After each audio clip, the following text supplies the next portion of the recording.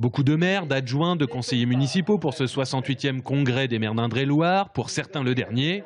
C'est le cas de Nicole Mercier, à droite. Cette comptable ne briguera plus de fonction à Abilly après 2 mandats depuis 2001. J'ai aimé mon premier mandat en tant qu'adjointe, très intéressant, très bien.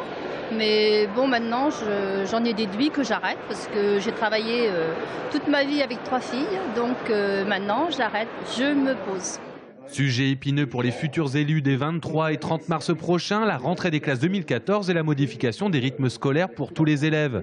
Sur les 277 communes du département, 49 l'ont appliqué en 2013. Les autres doivent s'y préparer, comme sur le regroupement scolaire de Chédigny, Saint-Quentin-sur-Indre et Azé-sur-Indre. Au total, 150 élèves sont concernés. On a essayé de voir déjà, et avec les enseignants, et avec l'accueil de loisirs, et avec les municipalités, quel pouvait être le mieux pour les enfants, quel pouvait être le mieux pour l'organisation, et qu'est-ce qui pouvait être le moins coûteux d'une manière générale. L'argent, les budgets municipaux difficiles à boucler, de nouvelles normes font du maire un agent administratif comme un autre. Voilà ce qui, selon Pierre Louot, le président des maires d'Indre-et-Loire, décourage beaucoup de bonne volonté.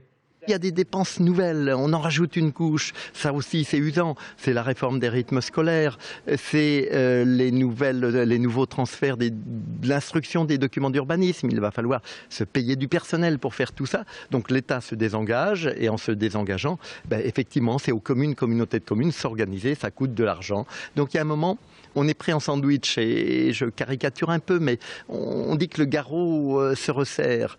Pierre Louot craint l'étranglement mais briguera en mars un 7e mandat, ce que ne fera pas Henri Zamarlik, le maire de Saint-Patern-Racan, qui pour son dernier congrès s'est offert un moment de stand-up armé d'un pavé tourangeau, juste pour le plaisir de ses collègues.